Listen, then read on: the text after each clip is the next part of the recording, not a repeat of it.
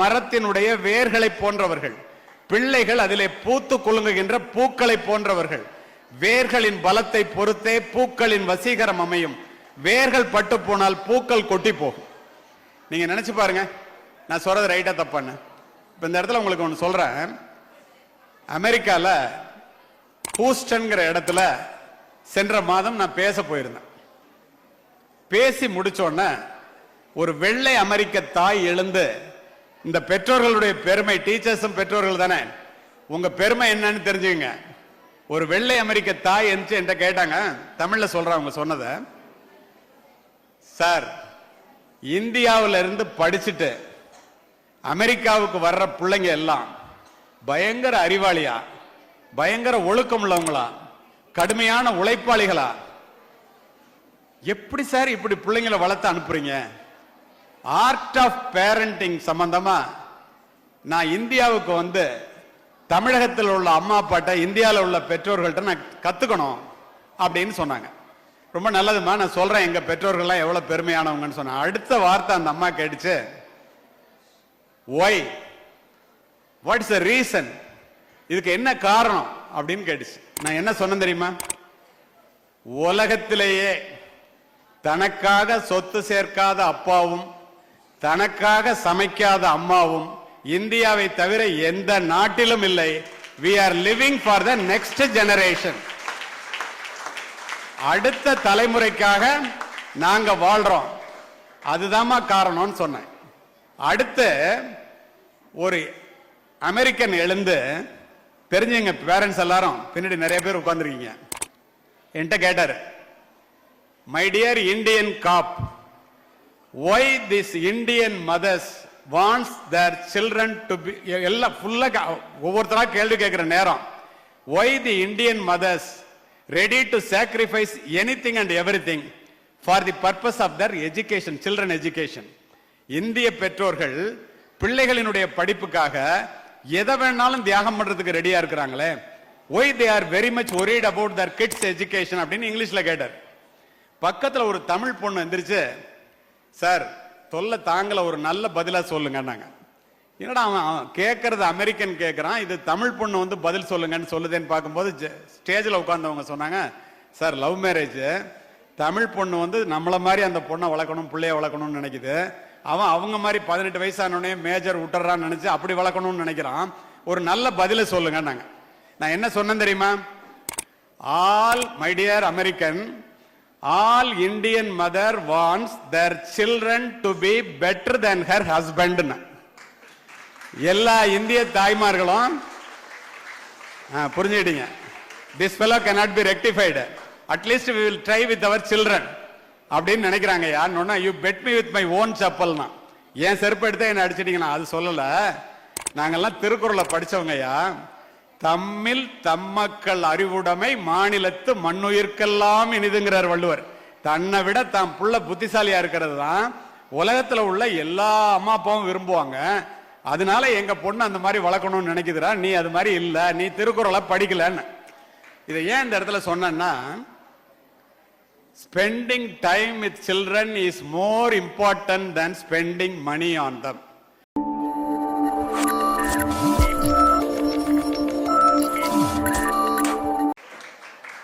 கடலிலே குதித்து ஒருவன் முத்தெடுக்காமல் வெளியிலே வந்தால் கடலிலே முத்து இல்லை என்று அர்த்தமா? நம்முடைய முயற்சியிலே குறைவு என்று தானே அர்த்தம். நினைச்சு பாருங்க, மராத்தான் ஓட்டப்பந்தயத்தை பாருங்கள், ஆரம்ப புள்ளியிலே கூட்டமே ஃபுல்லா கூட்டம் அதிகமாக இருக்கும், நிறைவு புள்ளி காலியா இருக்கும். ஆரம்பத்தில் காட்டுகின்ற உற்சாகத்தை கடைசி வரைக்கும் எவன் காட்டுறானோ அவன் தான் பந்தய மைதானத்தில் பரிசினை பெற முடியும். பாதி பேரெல்லாம் பந்தய மைதானத்தில் பாதியிலே போக வேண்டியதான். வாழ்க்கையும் அப்படிதான். இப்போ உங்களுக்கு ஒரு உதாரணத்தை சொல்றேன், அந்த மாதிரி சொன்னா உங்களுக்கு ரொம்ப ரசிச்சு கேட்குறீங்க, அதனால சொல்றேன். பரமசிவன் சங்க எடுத்து ஊதுனா வர்ண பகவானுடைய காதுல சங்கு சத்தம் பட்டா மழை பொழியுங்கிறது ஒரு ஐதீகம், ஒரு கதை. முயற்சின்னா என்னன்னு நீங்க தெரிஞ்சுக்கணும், அது எப்படிப்பட்டதா இருக்கணுங்கிறதுக்காக இதை சொல்றேன். ஒரு முனிவர் பரமசிவன்ட்ட பயங்கர தவம், கடுந்தவம். பரமசிவன் உனக்கு என்ன தாண்டா வேணும்னு கேட்கிறாரு. எனக்கு ஒரு வரம் கொடுங்க, அதை நான் எப்ப கேட்கிறேனோ அப்ப கொடுங்க அப்படின்னு சொல்லிடுறாரு. சரின்றார். இவர் இந்த மாதிரி வரம்பு பெற்றவர்னால யார் போனாலும் காலை கழுவுவாங்க, அவருக்கு வேண்டியதெல்லாம் கொடுப்பாங்க. இந்த மாதிரி ஒரு ஊருக்கு வர்றாரு, சென்னை பக்கத்துல விவசாயம். நம்ம எல்லாம் விவசாயி, நம்மகிட்ட கலப்பை இருக்கு, நம்மகிட்ட உடம்புல வலு இருக்கு, நம்ம ஏன்டா இவன் காலை கழுவணும், ஒருத்தனும் போகாதான். 3 நாள் பார்த்தார் முனிவர். பரமசிவன்ட்ட கேட்டாரு, முயற்சின்னா என்ன நீங்க தெரிஞ்சுக்கணுங்கிறதுக்காக இதை சொல்றேன், வேற எதுக்கும் இல்ல. நான் ஒரு வரம் கேட்டேன்ல, அதை கொடுங்கிறார். என்ன வரண்டாங்கிறார்? சென்னைக்கு மழையே பெய்யக்கூடாது.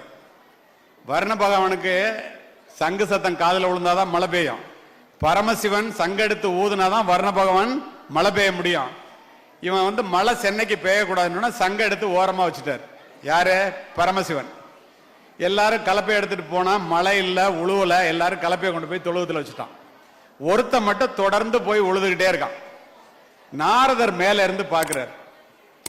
அவர் அங்க இருந்து ஏன்டா மழையே இல்லை, ஏன்டா உழுவுறேங்கிறாரு. நீ போய் அவன் வேலையை பார்த்துட்டு, செஞ்ச தொழிலை விட்டவனும் கெட்டான், செய்யாத தொழிலை செஞ்சவனும் கெட்டான். என்னுடைய தொழில் உழவு தொழில், இதை விட்டா எனக்கு மறந்து போயிருயா, அதனால நான் உழுதுகிட்டு இருக்கேன், நீ போன்ட்டான். நாரதர் போய் பரமசிவன்ட்ட சொல்றாரு, ஏன் மழை இல்லைன்னு சொன்ன அப்படின்னு கேட்கிறாரு. இந்த மாதிரி வரம் கேட்டான், அதனால சொல்லிட்டான், இந்த மாதிரி சங்க எடுத்து ஓரமா வச்சுட்டாங்க. அப்ப அவர் சொல்றாரு, இங்க பாரு ஒருத்தன் உழுதுகிட்டு இருக்காங்க. பரமசிவன் பாக்குறாரு, அவன் என்ன முட்டாளையா, மழையில்ல ஏயா உழுவுறான்னு நாரதர்கிட்ட கேட்கிறாரு. உடனே நாரதர் சொல்றாரு, அவன் முட்டாளா நம்ம முட்டாளான்னு தெரியல, நான் அவன்கிட்ட போய் கேட்டேன், செஞ்ச தொழிலை விட்டா கெட்டு போயிடுவான்னு சொல்றான், அதனால மறந்து போக கூடாதுங்கிறதுனால உழுதுட்டு இருக்கேன்னு சொல்றான்னு சொல்லிட்டாரு. என்ன நடந்துச்சு தெரியுமா? ஒரு நிமிஷம் யோசித்தார் பரமசிவன். ஏண்டா நம்ம தொழில் சங்கூதுற தொழிலாச்சே, நம்ம சங்க ஊதாம இருக்கமே, ஊதல் என்ன மறந்து போயிடும், அவன் வேலையை செஞ்சிட்டு இருக்கானே, நம்ம ஊதல் என்ன என்னடா ஆகும்னு எடுத்து பூன்னு ஊதி பார்ப்போன்ட்டு பூன்னு ஊதுனார்ல, வர்ண பகவான் மலையை கொட்டிட்டான். தெய்வத்தால் ஆகாதெனினும் முயற்சி தன் மெய்வருத்த கூலி தரும். இதுல இருந்து நீங்க தெரிஞ்சுக்க வேண்டியது என்னன்னா, எந்த ஒரு முயற்சியாக இருந்தாலும் தொடர்ந்து அது நடக்கவில்லை என்றாலும் நடக்கும் என்ற நம்பிக்கையோடு யாரெல்லாம் செய்யறீங்களோ அந்த தொழில ஜெயிக்க முடியும். சரி, பின்னாடி பேரண்ட்ஸ் நிறைய பேர் இருக்காங்க. ஆர்ட் ஆஃப் பேரண்டிங் பத்தி கொஞ்சம் பேசணும்னாங்க. ஒரு 10 to 15 மினிட்ஸ் பேரண்ட்ஸுக்காக மட்டும் பேசிட்டு நான் முடிக்கணும்னு நினைக்கிறேன். ஆல் பேரண்ட்ஸ் எல்லாருமே இங்கிலீஷ் மீடியத்தில் படிக்க வைக்கிறீங்க. நிறைய பேரை நார்த் இந்தியன்ஸ் இங்க இருக்கிறதுனால இங்கிலீஷ்லையும் சொல்லிட்டு தமிழ்லையும் சொல்றேன். Being a positive role model is the fastest and most powerful way to teach children, because children do not hear your words as deeply as they feel your actions. நான் என்ன சொன்னேன்னா, பெற்றோர்கள் சொல்லுவதை பிள்ளைகள் கேட்பதை விட பெற்றோர்கள் என்ன செய்யறீங்களோ அதை தான் பிள்ளைங்க செய்யும்.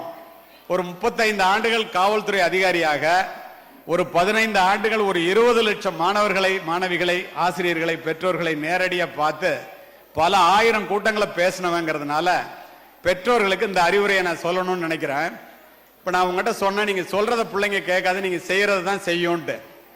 நான் இப்ப சொல்றத பேரண்ட்ஸ் மட்டும் செய்யுங்க, not students. All parents please raise up your right hand. All parents, நீங்க பையன்கள்ல பேரண்ட்ஸ் மட்டும், வெரி குட், எல்லாரும் தூக்கிட்டீங்களே, அப்படியே வைங்க, கடைசி வரைக்கும் கேக்குதுன்னு தெரியுது.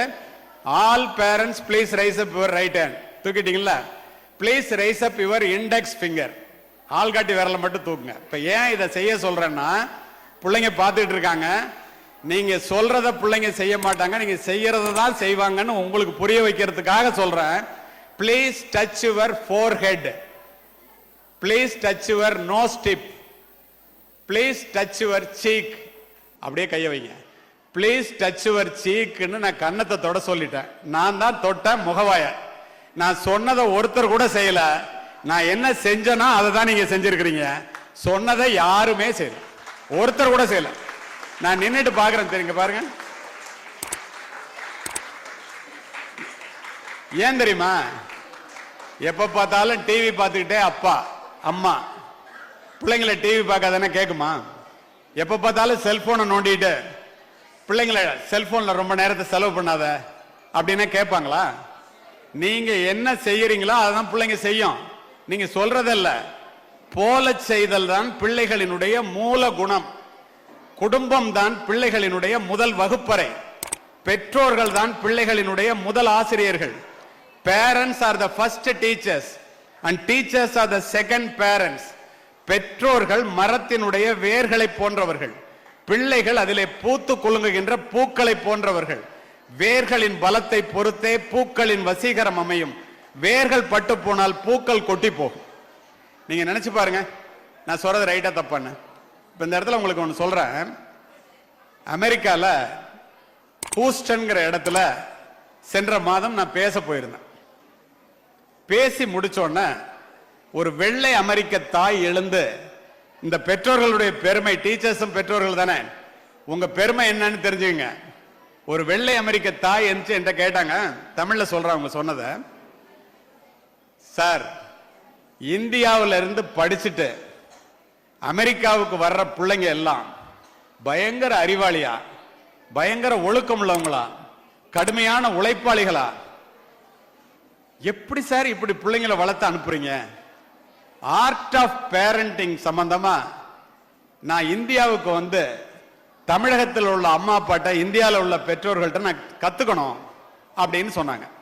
ரொம்ப நல்லதுமா, நான் சொல்றேன் எங்க பெற்றோர்கள்லாம் எவ்வளவு பெருமையானவங்கன்னு சொன்னேன். அடுத்த வார்த்தை அந்த அம்மா கேட்டுச்சு, ஒய், வாட்ஸ் த ரீசன், இதுக்கு என்ன காரணம் அப்படின்னு கேட்டுச்சு. நான் என்ன சொன்னேன் தெரியுமா?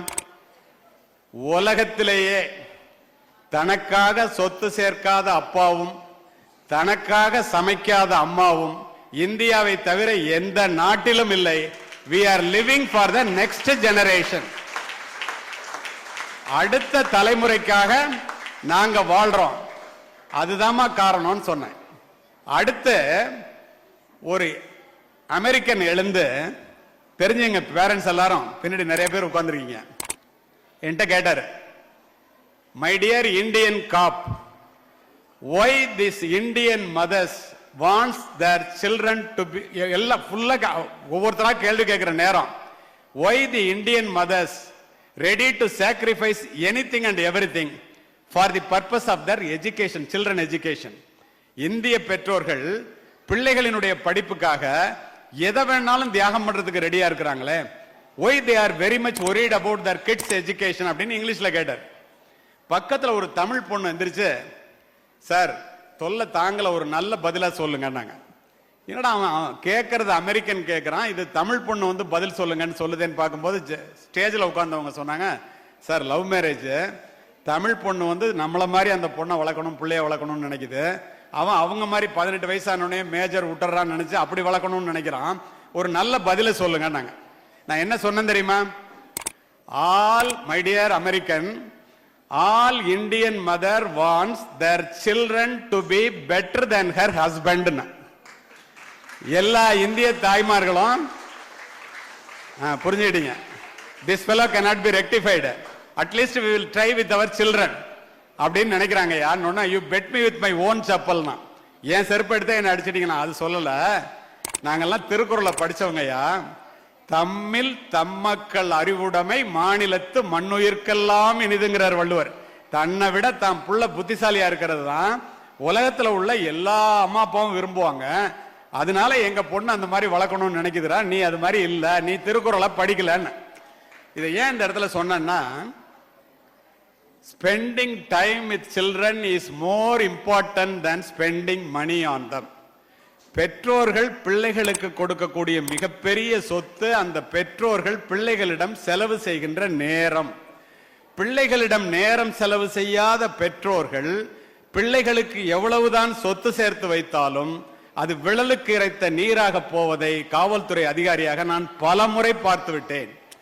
அப்போ பிள்ளைங்க சொந்த காலில் நிக்கிற மாதிரி அறிவை கொடுக்கணும்னா கல்வி வேணும், கல்வியை கொடுக்கணும்னா பிள்ளைங்களுக்கு அதை எடுத்து சொல்லணும், இதனால இவ்வளவு நல்லது நடக்கும் அப்படின்னு சொல்லணும். இப்ப நான் உங்கள்கிட்ட பேசிட்டு இருக்கேன், இந்த இடத்துல ஞாபகம் வர்றதை சொல்றேன்.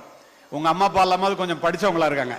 எங்க அப்பா 5ஆம் வகுப்பு மட்டுமே படித்த ஒரு ஏழை விவசாயி.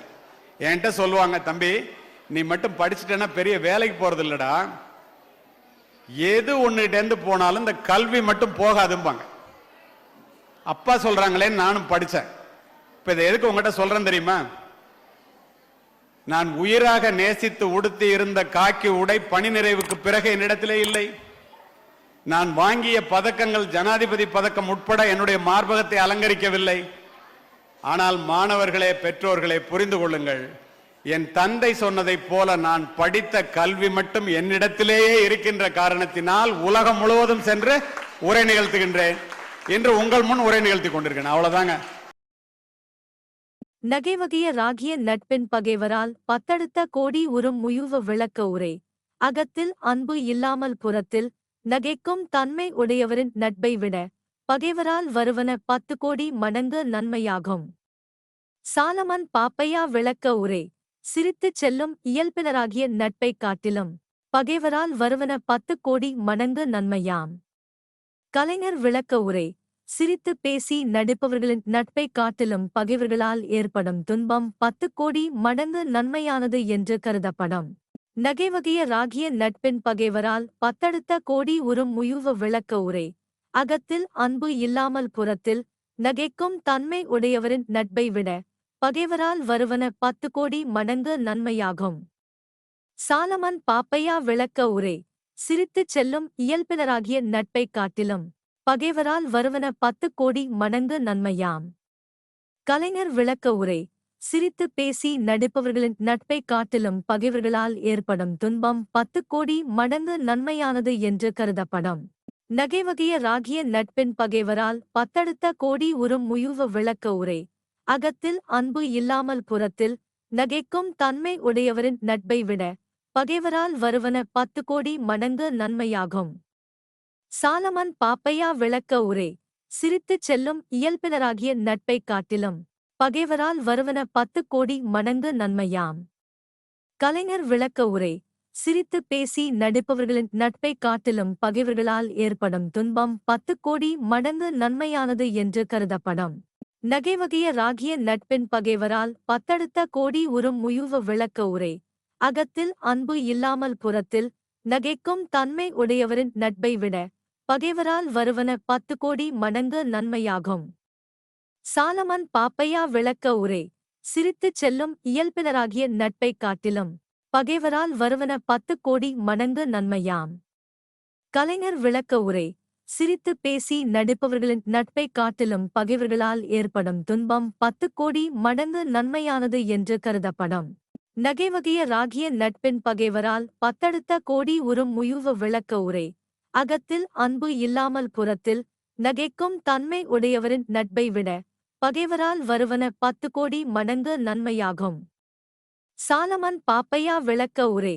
சிரித்துச் செல்லும் இயல்பினராகிய நட்பைக் காட்டிலும் பகைவரால் வருவன 10 கோடி மடங்கு நன்மையாம். கலைஞர் விளக்க உரை. சிரித்து பேசி நடிப்பவர்களின் நட்பைக் காட்டிலும் பகைவர்களால் ஏற்படும் துன்பம் 10 கோடி மடங்கு நன்மையானது என்று கருதப்படும். நகைவகிய ராகிய நட்பின் பகைவரால் பத்தடுத்த கோடி உறும் முயுவ விளக்க உரை. அகத்தில் அன்பு இல்லாமல் புறத்தில் நகைக்கும் தன்மை உடையவரின் நட்பை விட பகைவரால் வருவன 10 கோடி மடங்கு நன்மையாகும்.